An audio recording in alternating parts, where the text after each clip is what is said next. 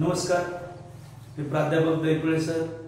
आज आपण GDCA 11वी आणि 12वीच्या ज्या कॉमर्सच्या विद्यार्थ्यांना महत्त्वाचा जो काही टॉपिक आहे त्या टॉपिक बद्दल आपण इंट्रोडक्शन घेणार आहोत।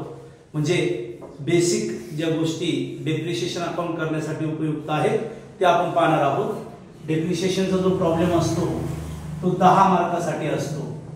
तर या डेप्रिसिएशनला घसारा किंवा झीज असं म्हणतात। डेप्रिसिएशन आपल्या फक्त चार्ज केलं जातं फिक्स ॲसेटवर।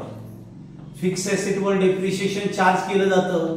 फिक्स ॲसेट म्हणजे असे ॲसेट ज्या कंटिन्युअसली आपण बिझनेससाठी आपण यूज करतो, वापरतो। म्हणजे wear and tear of asset is called as depreciation. Depreciation आपला इनडायरेक्ट लॉस असतो। इनडायरेक्ट लॉस ट्रान्सफर केला जातो प्रॉफिट अँड लॉस अकाउंटच्या डेबिट साइडला।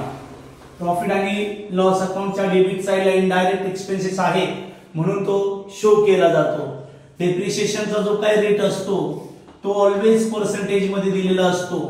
पर्सेंटेज 10%, 20%, 25% या आधारावर डेप्रिसिएशनचा रेट दिलेला असतो।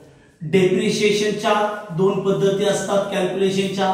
पहिले असतं स्ट्रेट लाईन मेथड, सरळ पद्धत। स्ट्रेट लाईन मेथडलाच ओरिजिनल कॉस्ट मेथड असं सुद्धा म्हणतात। ओरिजिनल कॉस्ट मेथड म्हणजे जे काही डेप्रिसिएशन आहे जे ओरिजिनल प्राइस वर कॅल्क्युलेट केलं जातं।